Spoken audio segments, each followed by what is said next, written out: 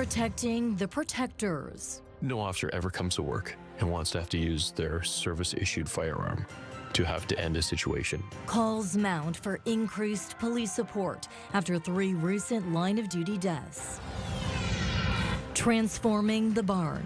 Gotta do something because it's ridiculous. There's even kids, families with kids out in the streets. A $60 million proposal aims to redefine support for Windsor's homeless. And driving tomorrow. Small and medium-sized companies get to try their technology out with us. The University of Windsor and WeTech Alliance make a $1.5 million pledge for automotive innovation.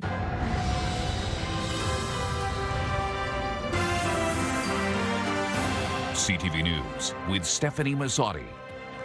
Good evening, and thank you for joining us on CTV Windsor and AM 800. Police forces are being warned their officers could be targeted after a shooting in Montreal that claimed the lives of an officer and a civilian. 3 people were killed on Monday, including a police officer, a civilian, and the alleged shooter. Officers responded to a call about a gun protruding from the window of a hotel around noon. An emergency alert was issued about an armed and dangerous suspect, and police locked down a large and busy section of the city for several hours. The officer killed has been identified as 34-year-old Mohamed Lamine Biradouane, a 5-year veteran of the force. And the string of recent line-of-duty deaths across Canada is raising concerns within the policing community.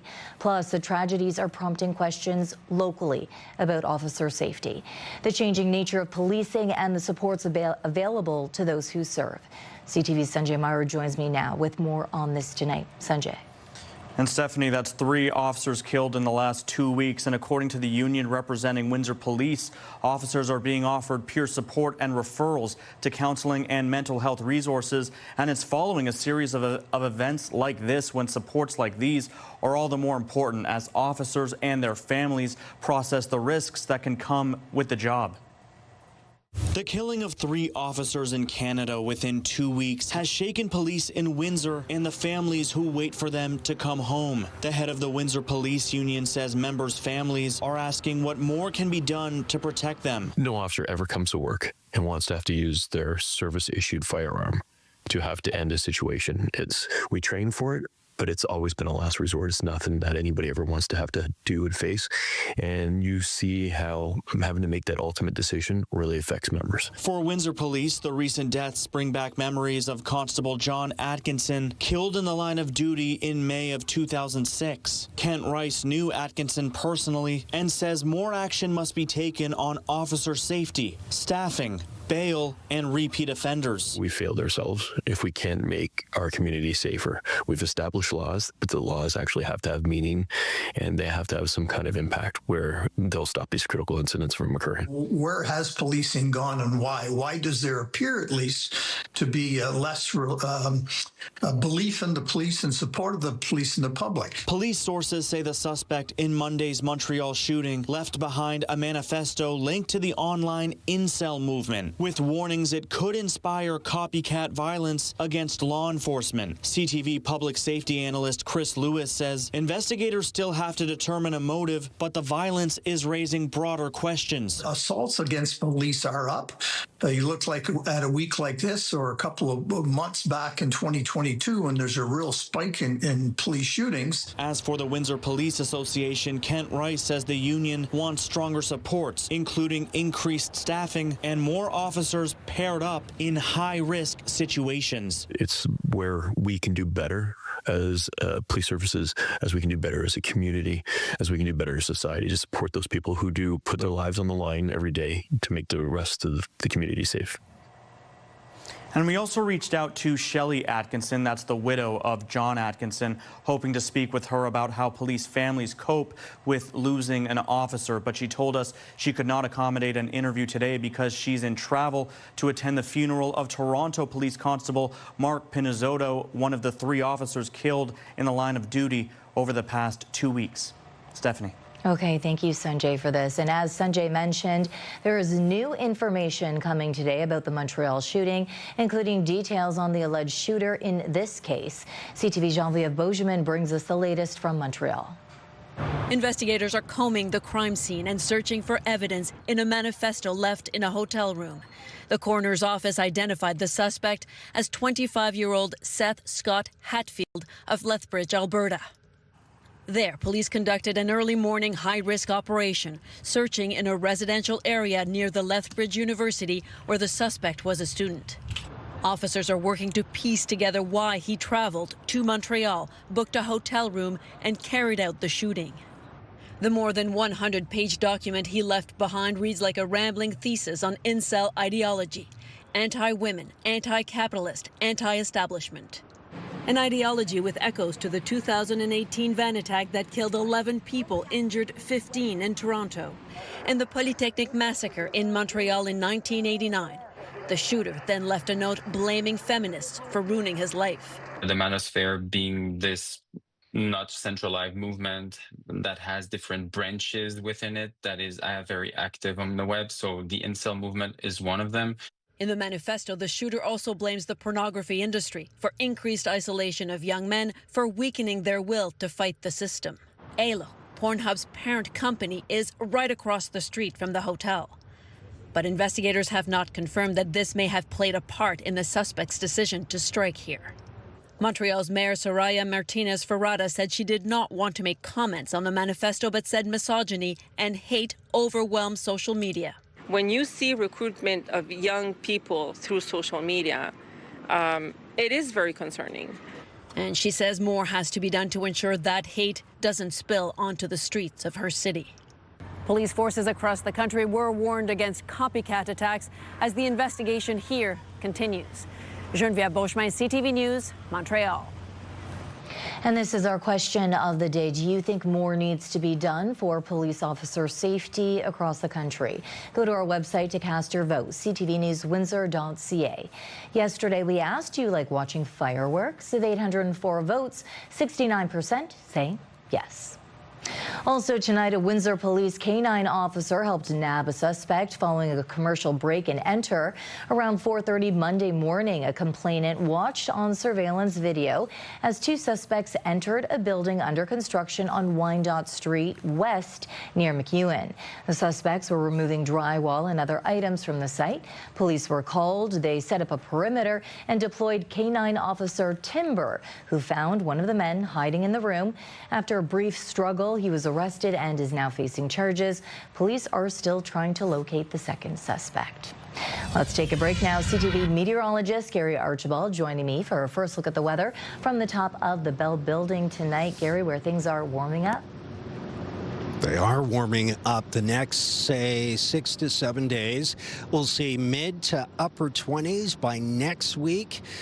In the mid-30s. So enjoy the days like this. Tomorrow, a mixture of sun and cloud, just like today, mid-20s. And humidity values. The relative humidity percentages have been relatively low, and that's why it's been comfortable, with a light breeze as well to accompany that. Mixture of sun and cloud through to about 8 p.m. and then just getting clearer from there beyond dusk. The overnight temperature down to about 15 degrees, and we'll wake up to some sunshine and fair weather with mid-20s anticipated. Sunscreen, though, I think is a good idea as UV index is high throughout this week. I'll break down what you need to know on this big jump in heat for next week. It's coming up shortly. For now, I'll send it back to you inside. Windsor's proposal to transform the barn into the Villages is back in the news tonight now that the costing has been released. $60 million is the target number to turn the Windsor Arena into housing for people experiencing homelessness. Reaction to that number is mixed, both inside City Hall and outside of the barn. CTV's Chris Campbell reports. The former Windsor Arena has sat largely vacant for years. Now city staff are proposing turning the historic building into a village-style housing community with 102 private living pods and support services for people experiencing homelessness. Mayor Drew Dilkin says the goal is permanent housing, not a shelter. we're creating 102 permanent housing spaces for people to get them off of the street, that they'll have their own pod. They'll be able to, live their life in this pod as we get them support to get them back on a track to regular housing, not transitional housing. The proposal carries an estimated price tag approaching $60 million, but Dilkin says preserving the arena's heritage features is contributing to the cost. We're trying to preserve the heritage here, which we think is important, but if council wants to make a different choice, we could probably get the number lower. The mayor says Windsor would also need help from upper levels of government to make the project a reality. Ward 1 councillor Fred Francis says the city should consider starting fresh, as he predicts the budget could balloon. It's not going to be $60 million, and the report says that the price will change. If we're putting numbers out there, I'll put $150 million out there, because we couldn't build an ice rink on budget. We couldn't build a trolley project on budget. Both those projects came in millions of dollars over budget. Residents near the old arena are divided on what should happen next. It's been part of Windsor for a long time, so it'd be kind of a waste of investment. It's still part of Windsor, so I think they could do a lot more than kind of outfit it with an inside village or a homeless hub. I think if you really want sustainability and you're looking at costs, it might just be better to tear it down. That's a lot more than it should be. It should be a lot less to help the people at least. While some question the cost, others say action is needed to address homelessness. We got to do something. Got to do something, because it's ridiculous. There's even families with kids out in the streets now. Council is expected to continue discussing the proposal as it weighs the cost of preserving a piece of Windsor's history against the need for more housing options on June 29th. Chris Campbell, CTV News. To the university now, where $1.5 million is said to be spent on the future of automotive innovation. While not specifically meant to help downtown, the area could benefit with the demand for office and innovation space. CTV's Bob Belichico joins us now with more on how this investment will help the area. Bob? Well, Stefanie, today's investment could give Windsor-Essex companies access to regional technology development sites across the province, each with their own specialty, which could give them more opportunities to scale faster than ever before. A lot of benefit will come to Windsor-Essex companies and startups. A $1.5 million investment from the Ontario Vehicle Innovation Network is expected to help Windsor-Essex solidify its position as an automotive innovation network. Add to that $3.35 million from the private sector and $1.75 million from the broader public sector. That's a total of $6.6 million. That will help companies grow, and the connection to Oven gives them access to other companies across the province. Ottawa has Area X.0, where they can do live testing, as well as in Sudbury at NORCAT, you can go into a live mine and test your technologies into a unique terrain. Local companies will have access to all that, the expertise, testing facilities, and specialized technology across the province. When you think about regional companies in Windsor-Essex, they all have now 8 other nodes they can tap into. WeTech Alliance will lead the Windsor-Essex site, supporting startups and small businesses working in advanced automotive and mobility technologies. On the partnership side, WeTech has partnered with the Port Authority, Windsor Police Services, and the Windsor-Detroit Tunnel Corporation. We have industry here, from automotive to agriculture to logistics to healthcare. We've got a legacy industry here that's looking to modernize. Small and medium-sized companies get to try their technology out with us. Technology dealing with border wait times and cement integrity has been tested. What type of new technology that we can use to try and make that audit more efficient and better. The Tunnel Corporation is currently testing 3 different technologies. This is a great opportunity for us to raise awareness of what we have going on in the city of Windsor and in the county of Essex. Eventually, our best friends to the south will become best friends again, and we can springboard. It's a great opportunity to have a business here to get access to the biggest market in the world. So Innovation Week ramps up here in downtown Windsor tomorrow. Chatham Street behind me will be closed between 2 until 6. They'll have the 2 vehicles from Project Aero down here, including the University of Windsor's F1 electric vehicles. They'll also have 6 tech and mobility companies down here as well. Food trucks, again, closed between 2 and 6, and the public is more than welcome to come down here and check it out. Stefanie? Okay, exciting. Bob Belichico in downtown Windsor tonight. Thank you, Bob. Ontario's education minister has launched a new province-wide digital learning platform, which is set to be in Ontario classrooms starting this fall. Also part of the new curriculum, high school students are encouraged to raise their hands, answer questions in front of the class, and participate in classroom discussions in the upcoming 2026-27 school year, a move that will boost their grades. Here's what some local high school students had to say about the change. I think this is a good idea. This will encourage people to raise their hand and try. The introverted people, without help, they're not going to raise their hand. The more you participate, you understand the material more. I don't like it at all. It's not good, it's not useful, it's not helpful. This person might be shy to participate, or, you know, like they think that someone's going to make fun of them. I think the same. I agree. We should raise our hand and get marks for that. What if you're not confident, like you don't want to talk, you don't want to, like you don't feel good doing it? Like, I'm a shy person and I don't like talking in front of people much often. Yes, I do like the idea because all students should have extra marks on everything. So here's a breakdown of how report cards will be calculated. For grades 9 and 10, final marks are based on 65% of classwork, 20% mandatory final evaluations or written exams, 15% for attendance and participation, and for grades 11 and 12, 65% of classwork, 25% for mandatory final evaluations and written exams, and 10% for attendance and participation. The province, as earlier mentioned, also announcing it is spending $60 million to equip teachers for grades 1 through 12 with a digital learning platform. Here's Education Minister Paul Calandra on AM 800's Mornings with Mike and Meg.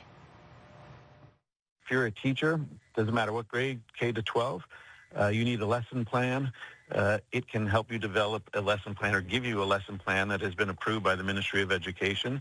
And it really helps identify for teachers because the classrooms are so different now. A teacher might have 25 kids in a class and 5 of the students might have an independent or individualized education plan. So it's 5 different curriculums that a teacher needs. And this really, really helps.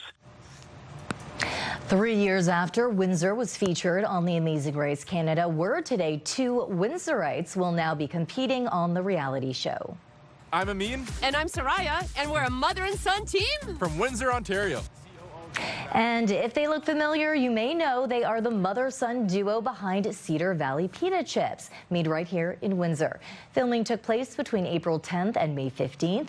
10 teams are competing for a $250,000 prize and a trip around the world.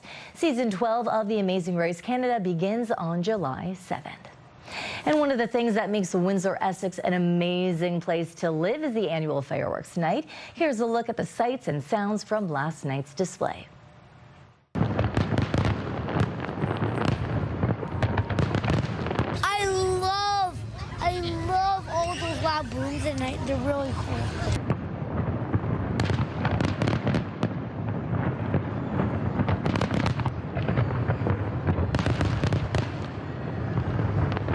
I like the different kinds of fireworks, how they have different shapes and stuff. Yeah, the view's really nice too. Yeah, over the water. You get to see a lot of people you know too. Fireworks are pretty. The only thing I don't like is they're very, very, very, very, very loud.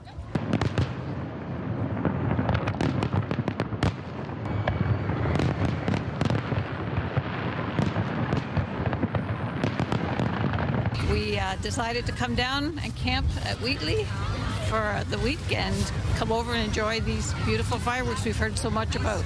We've seen fireworks in California and different places. This is the best. What makes these the best? I think it's because you're so close, the reflection up into the sky and onto the water.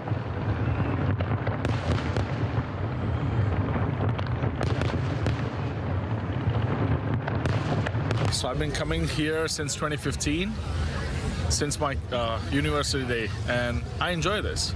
It's a good gathering. I love the crowd. I love the space, and at the end you get the reward. So there's nothing bad about it. I've seen lots at Niagara and Toronto. This one is special because I like the backdrop, honestly.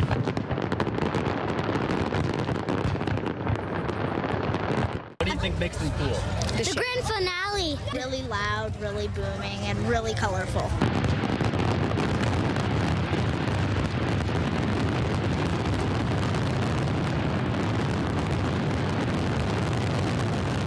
What a night. Okay, we want to hear from you. Do you have an idea for a great story? Text us at 10400. You can also send photos and video. Still ahead on Windsor's News Leader, a rare interview with the U.S. ambassador. A Canadian mom has created a tick repellent. Her reason for the research later on CTV News at 6.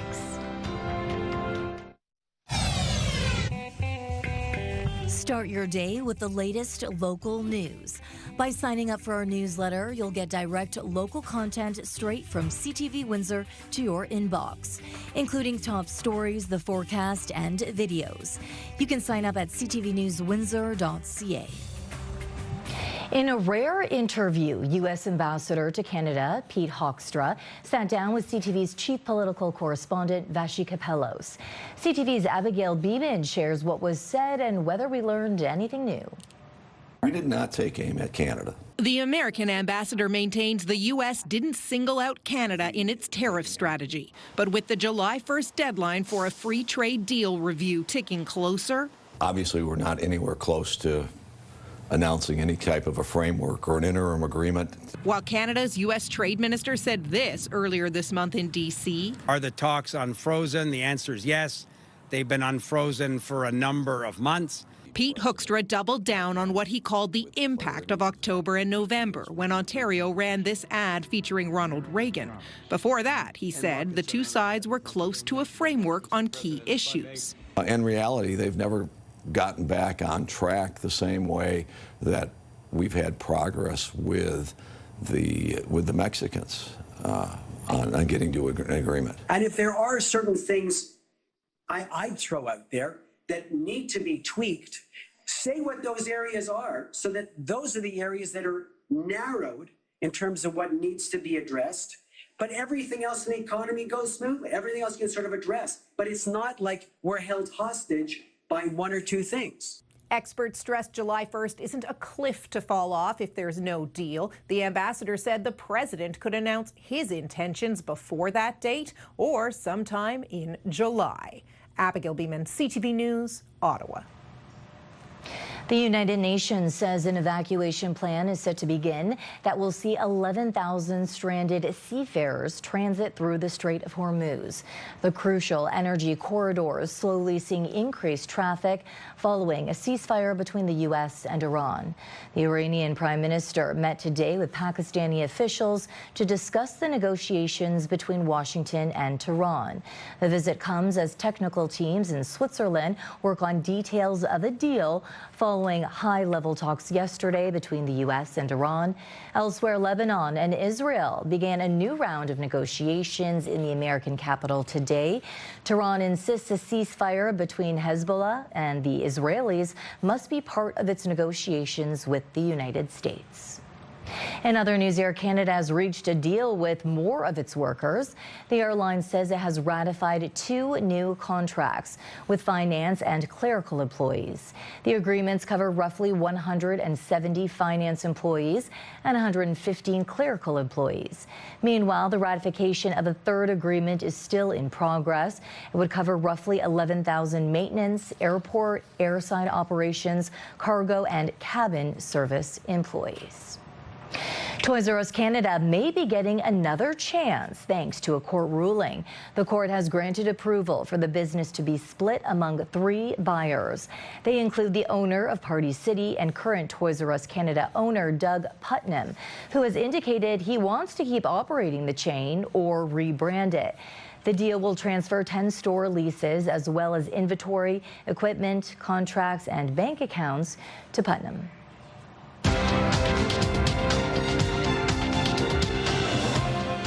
Canada's main stock index was weighed down by losses in the base metal and technology sectors. In Toronto, the TSX fell 75 points. In New York, the Dow lost 46, the Nasdaq dropped 580. The Canadian dollar is down 1/5 cent. On commodity markets, gold lost more than $53 an ounce and oil fell 65 cents a barrel. An Indigenous ceremony was held today in Windsor. We'll tell you its significance later on in our newscast. Let's look at our CTV News weather snapshot. Thank you, Garth, for sending in this great image. A look at our riverside and some dark clouds. I don't think we'll see any dark clouds bringing us rain anytime soon, tonight or early tomorrow. We'll break down what you need to know temperature-wise as we head towards a much warmer week coming up.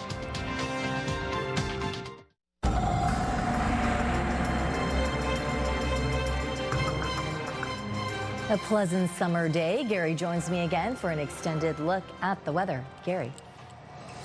Hey, it is summer. I haven't been here since it was spring, at least on the calendar. And I'm glad to be back. Today was gorgeous outside. I love mid-20s, low 20s with low humidity, right? 40, 50%, 55% humidity. Relative humidity combined with warm temperatures, that's when it gets really uncomfortable, right? 65 plus. We'll get there later in July, August for sure. But for now, enjoy mid-20s and low humidity values. Reaching a high of about 24.5. Our average high is almost 26 now, so we were seasonably cool, statistically speaking, but it felt certainly warm enough. Air quality is good. It's a 2 on a scale of 1 to 10. Lower the number, the better.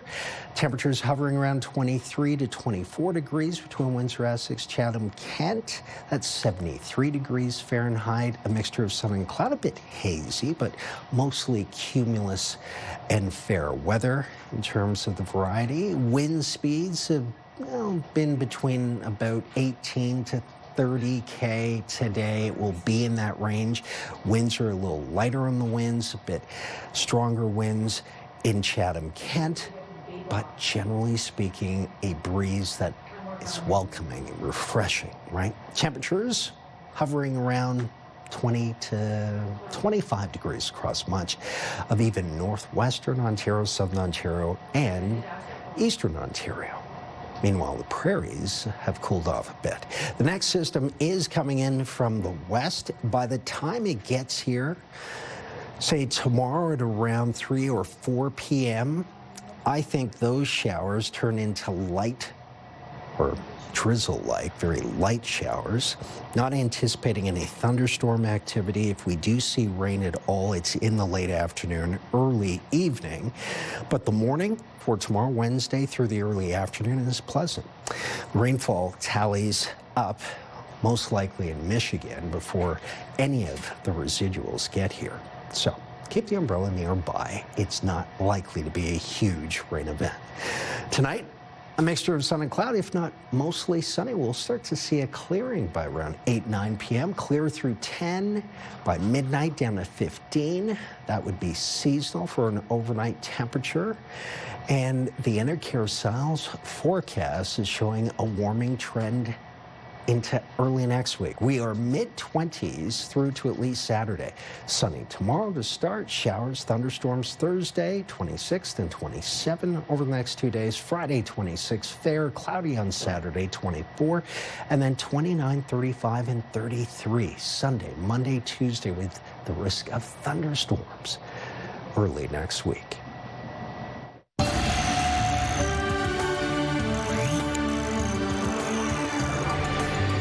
A special ceremony was held today at the site of the new Fancy Family Hospital in Windsor, Essex.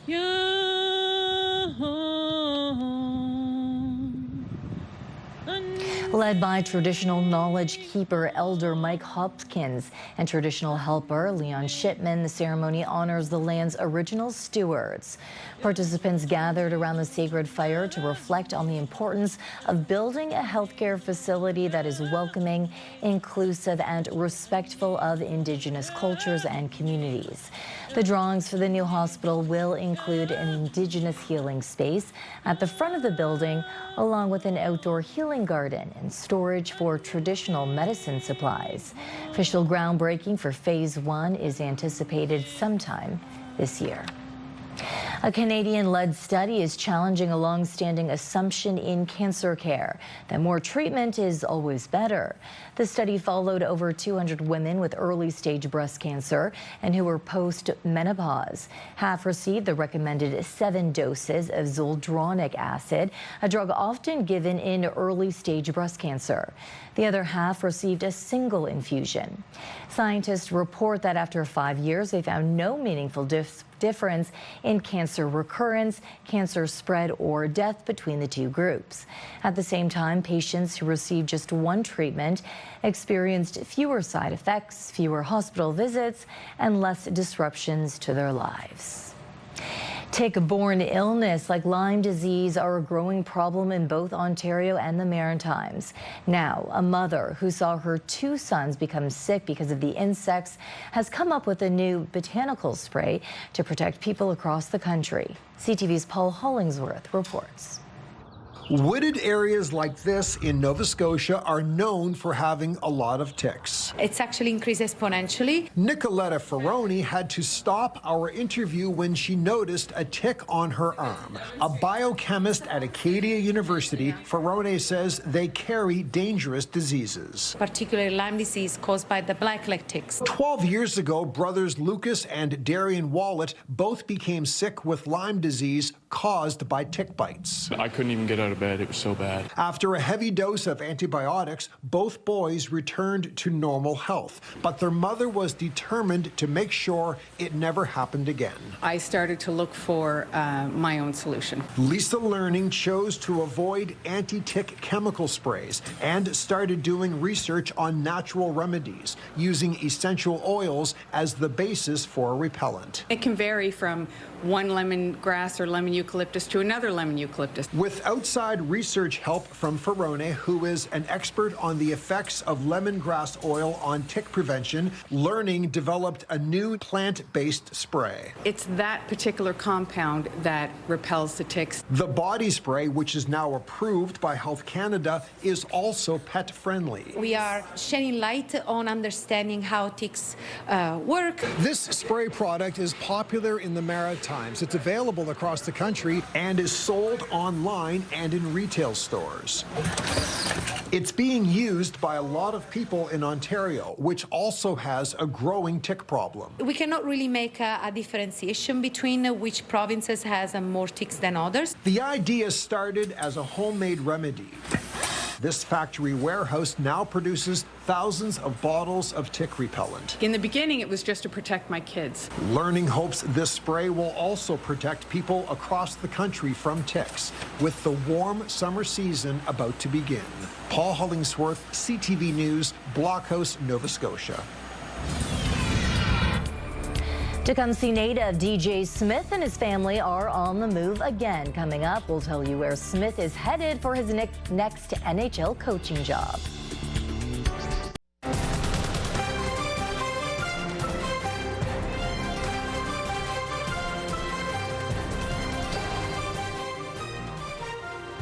When you're searching online, you may see pop-up ads on social media selling everything from clothing to e-bikes to cosmetics. Often they'll be heavily discounted, making it seem like they're a great deal, but what you pay for isn't always what you get. Here's Pat Foran. It just feels like a big sleeping bag. Stefanie LaFleur of Milton was online when she noticed an ad for a coat. She clicked on the link and saw it was 42% off, so she bought it for $117. When it showed up, it wasn't like the coat in the photo and was 4 sizes too small. It was nothing like the jacket that was advertised. I did do some measurements. They were off by about 14 inches. The store she ordered it from was called El Toronto, so she thought it was a local purchase. But instead it came from China, which is where she'll have to ship it to if she wants a refund. To return it, I would have to pay for the shipping to send it back to China, which I imagine would be about the same cost as the jacket. It's just terrible quality. Andrea Nash of Vaughan saw an ad for a summer party dress. She paid $85 for the outfit, but says when it showed up, it was nothing like the dress in the advertisements. The dress that they sent me barely resembled the one in the images. When she asked for a refund, she was also told she would have to ship the dress to China at her expense. You're responsible for the shipping, and you have to send it back to our warehouse in China. Unfortunately, the situation is far too common right now. Retail analyst Bruce Winder says the best way to avoid disappointment when shopping online is to stick with brands you already know and trust. A red flag for me is a company that you've never heard of or a company that doesn't have infrastructure in Canada. The risk profile goes up significantly. In the case of Lafleur's coats, CTV News reached out to El Toronto and the company said, "We're here to help resolve the issue. We'll review the details." Days later, Lafleur got a refund and she got to keep the coat, which is now a bed for her cat. Thank you so much, CTV. You guys have been great. I really appreciate you guys helping me out with this jacket, and I'm so happy to get that money back. Thank you so much. Pat Foran, CTV News. DJ Smith has a new job in the NHL. DJ Smith, originally from Tecumseh, has been working for the Los Angeles Kings last season. Now he's headed north. The Edmonton Oilers have hired Smith as an assistant coach, where he will join Mike Babcock as the next head coach. The two previously worked together for 4 seasons with the Toronto Maple Leafs. Meantime, another Canadian has a new role. ABC's Melissa Aiden has the details.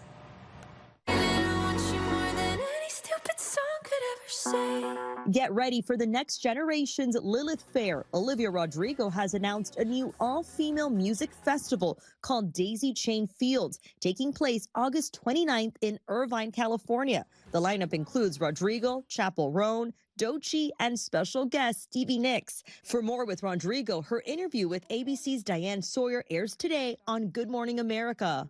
ABC Audio has confirmed that Keanu Reeves is in talks to star in a new Lego film. Toy Story 4's Josh Cooley is set to direct the live-action animation hybrid. Consider this a trial period. You're still under warranty. We have our first look at Jenna Ortega in Clara and the Sun. The new film, adapted from the sci-fi book of the same name, also stars Amy Adams and Natasha Lyonne. Clara and the Sun lands in theaters on October 23rd. And happy birthday to Academy Award winner Frances McDormand, who is 69 today. And that's what's happening in Hollywood. Melissa Adon, ABC News, Los Angeles. Melanie Kentner joining us on the desk now. Melanie, it's almost time to check in on what's happening now. So what do you have for us today? Well, we'll have more on some of the questions surrounding the proposed homeless housing at the former Windsor Arena coming up. This is your CTV Windsor, our community calendar, where the spirit of the Highlands meets the shores of Lake Erie. The Kingsville Highland Games honor the rich Scottish traditions and Celtic heritage of Southern Ontario. See you next time on Our Community.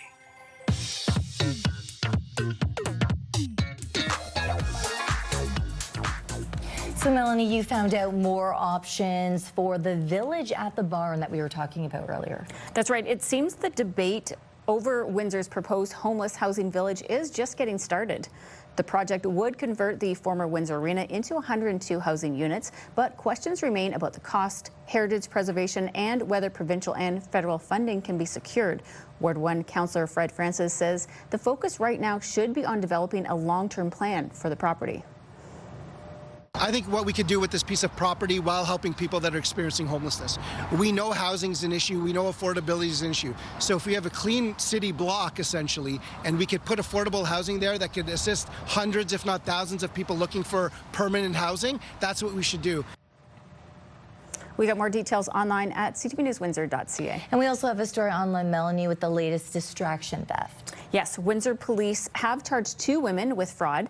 Police say they approached a woman on May 13th in a parking lot in the 4300 block of Walker Road. As the suspect spoke with the victim, they allegedly placed a fake necklace around her neck and stole her real one. A 21-year-old woman and a 23-year-old woman have been identified and arrested.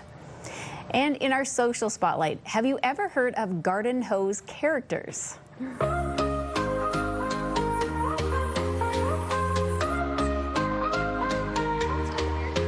See, all you need is a hose and some imagination. These kids are creating characters from movies by laying on the driveway with a few props while their mom hoses them down. Looks like it works well with Mary Poppins, E.T., and a bunch of other ones, Steph. I am going to go home, well, not tonight, but on the weekend. I definitely want to try this. That's so cute. Yeah, I think it would be so much fun to be the mom spraying the kids down. Oh yeah, for sure. My kids just went on like a super cheap slip and slide that we got on Walmart over the weekend, threw some soap on there. They had a blast. This is definitely something that they're going to love to do.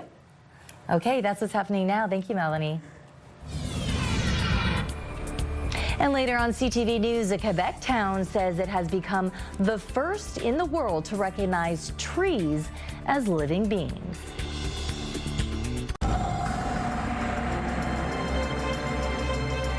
So pretty. It really is gorgeous. They're wild lilies, ladies and gentlemen. In my backyard. Well, next to the fence. I let them grow. It's a good thing. Hey, you know what else is great? It's warming up. Yeah, next week it's going to be really warm, but it's just a couple of degrees warmer tomorrow. Today, close to about 25. Tomorrow, between 26, 27. Could see some showers on Thursday. It'll be sunny tomorrow, by the way. Maybe even some thunderstorm activity Thursday afternoon. Friday, fair up to about 26, 27 again. And then, interestingly enough, we'll cool down to about 24 on Saturday. But Sunday, Monday, Tuesday, 29, 35, and 33. Beginning of next week, a couple of the computer models suggesting that we will see some convective activity, so thunderstorms moving through. Humidity will be up. It will feel very much like summer indeed. So enjoy the moderating temperatures right now that are comfortable. Okay, thank you, Gary. And it's certainly different over in Europe. It's sweltering over there, where several countries are under an intense heat wave with exceptionally high temperatures. The National Meteorological Service has issued heat warnings for at least half the country, and France's Louvre Museum is shortening hours from Wednesday through Saturday due to the heat wave there.